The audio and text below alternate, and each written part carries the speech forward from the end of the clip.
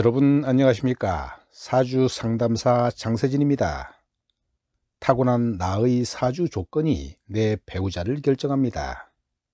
우주는 언제나 누구에게나 배우자의 조건을 사주라는 것을 통해서 문자로 형상화시켜 보여줍니다.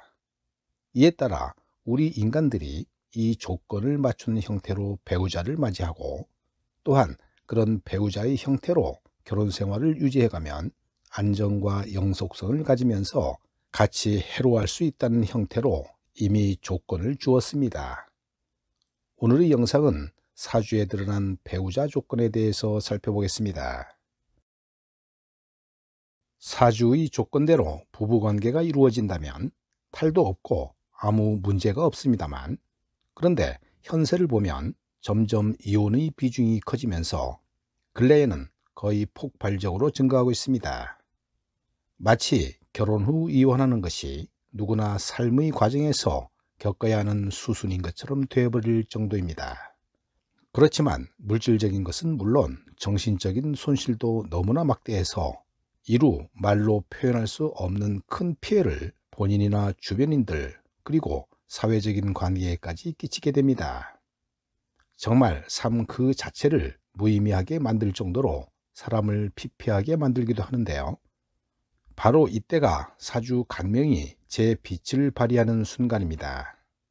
사주는 애초에 그런 일이 발생하지 않도록 타고난 배우자의 모습을 나타내주고, 그런 조짐이 보일 경우에는 그것을 사전에 방지할 수 있도록 제 역할을 수행하게 되는 것입니다. 그럼 배우자 조건에 대해서 살펴봅니다. 배우자 형태는 일지와 재성, 관성을 보게 되는데요. 일지는 무조건 존재하는 것이니까 그곳의 기운을 그대로 생각하면 되는 것이고요. 육신의 경우는 사주 조건에 주어졌건 안 주어졌건 간에 모두 동일한 조건으로 인식하고서 생각하면 됩니다. 중간에 이혼 등으로 헤어지게 되는 것은 그 모두가 주어진 조건을 벗어난 상태의 배우자를 선택했거나 벗어난 형태의 부부 생활을 했기 때문입니다. 그런데 사람을 만나다 보면 주어진 조건을 벗어난 배우자를 만나기도 하고, 그러다가 결혼도 할 수 있는 것인데요. 다만 그럴 경우에는 부부관계, 건강, 사회활동 등을 전개하는 과정에서 불안 요소가 나타날 가능성이 매우 높아집니다. 그리고 그 불안이 바로 현실 사건으로 나타나게 되는 것이지요. 먼저 일지를 기준으로 한 배우자의 형태를 생각해 보겠습니다. 기준은 재성과 관성을 일지에 대입하여 판단하는데요. 이때 12운성의 기운으로서 형태를 파악하는 것입니다. 팔자에 드러났거나 드러나지 않은 기운을 살펴보는 것인데요. 드러났다면 어느 정도로 드러났는지, 그렇지 않으면 어느 정도의 기운인지를 분별합니다. 그런 기운의 형태가 조건에 주어진 것이기 때문에 이에 맞춘 배우자의 모습이 부부관계 유지에 있어서의 최선의 형태로 안정과 영속의 조건을 충족시키는 것입니다. 이렇게 되면 우리들이 알고 있는 백년해로라는 개념을 떠올리게 됩니다. 두 번째로는 육신을 기준해서 판단합니다. 나를 가리키는 일간을 중심으로 배우자의 육신인 재성과 관성의 양태를 보는 것입니다. 사주 조건 전체를 보았을 때 재성이나 관성이 주어지지 않았다면 영역에서의 배우자 조건이 아닌 것입니다. 결혼은 했지만 지방이나 해외로 떨어져 지내거나 결혼 미비 등의 형태를 말하는 것입니다. 그리고 사주 조건에 재성이나 관성이 있으면 어느 시기에 있는지를 잘 살펴야 하는데요. 연월주이면 일찍 만나는 이성이고, 일주이면 결혼식이 즈음이나 조금 늦게 만나는 이성이며, 시주이면 매우 멀리 떨어져 있어서 무재성이나 무관성과 비슷하다고 생각하면 됩니다. 지금까지는 주어진 사주 조건상의 배우자 형태에 대한 설명이었습니다.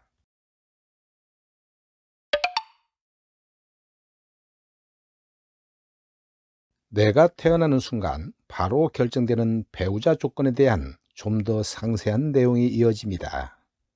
한 가지 예를 들어서 설명드립니다. 여명일 경우 내 일간이 화기운이라면 수기운이 관성이 되는데요. 이것이 배우자의 조건으로 정해집니다. 천간이면 임계가 되고 지지이면 해자가 됩니다. 물론 수기운이 매우 강하게 분포되는 축토도 있지만 축토는 일부가 수기운이기 때문에 조건이 갖춰져야만 나타난다는 한계를 가진 기운이니까 일단은 제외합니다. 우선 지지 해자 글자의 환경적 기운을 살피면 어둠과 지하, 야간과 지방, 그리고 정신적, 음성적, 음란과 음흉의 성향을 띱니다.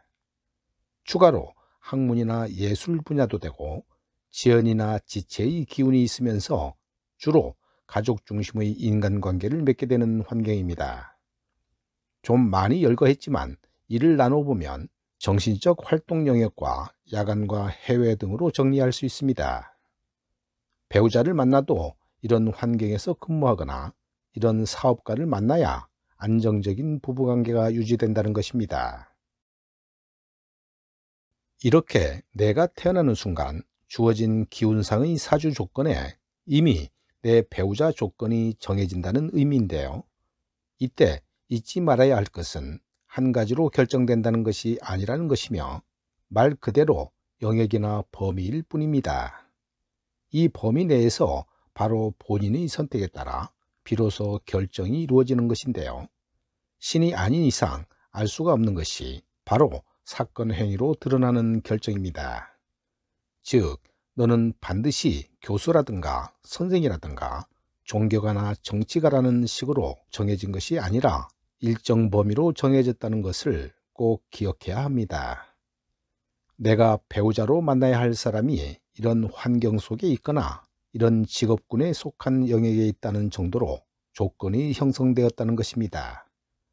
거기에다 하평충, 원진기문, 천을귀인, 공망, 천라지망 등의 인자들이 포함되면 더욱 범위를 좁히게 돼서 상당한 정도의 개연성을 지닌 것으로 예측을 하게 됩니다. 이렇게 해서 점점 좁혀진 범위 내에서 사주 간명을 하는 것이 일반적인 형태입니다. 사실 이 정도만 알아도 내가 만나는 사람이 이 범주를 벗어난 사람이라면 안정적인 관계를 맺기가 어려울 것이고 쉽게 판단을 내릴 수 있습니다. 예컨대 물질적으로 사방팔방 드러내면서 사업을 전개하는 사람을 만나면 일단은 풍족한 환경이 주어지는 것입니다. 그 맛에 부부로서 생활을 영위해 나갈 수는 있지만 곧 부부관계나 건강상으로 불안한 관계가 나타나면서 문제가 발생할 소지가 많아지게 됩니다. 예를 들면 이런 경우가 있습니다. 남편이 해외에서 무역 유통을 할 때는 생활 형편도 충족하고 부부관계도 원만하게 이어져서 전혀 문제가 없었는데 남편이 국내에 들어와서 사업을 전개하면서 1년도 되지 않아 사업이나 부부관계가 악화되었고 결국 이혼을 하는 사례가 그 좋은 예가 됩니다. 비슷한 예이지만 지방에서 성공을 거둔 사업가가 수도권 중심으로 사업을 전개하더니 2년도 채 되지 않아 몰락의 길을 걸어가는 형태 또한 같은 사례입니다. 이것만 보더라도 사주 상담을 신청하는 것은 나이가 든 사람도 노후, 건강, 배우자, 그리고 자식 등의 형태를 알아보기 위해 상담을 하지만 앞으로 펼쳐질 인생의 시간이 더 많은 사람에게 더욱 꼭 필요하다는 것을 증명해주는 좋은 예시가 됩니다.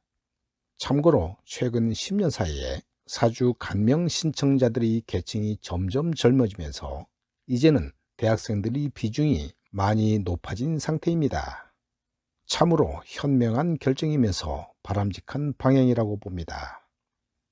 하루라도 먼저 자기 조건에 대한 인식이 필요하고 그렇게 되면 하루라도 먼저 준비를 하게 되니까 실패의 가능성을 줄이게 되고 더 큰 결과가 뒤따를 것은 너무나 자명한 일입니다. 오늘 영상은 여기까지입니다. 여러분 감사합니다.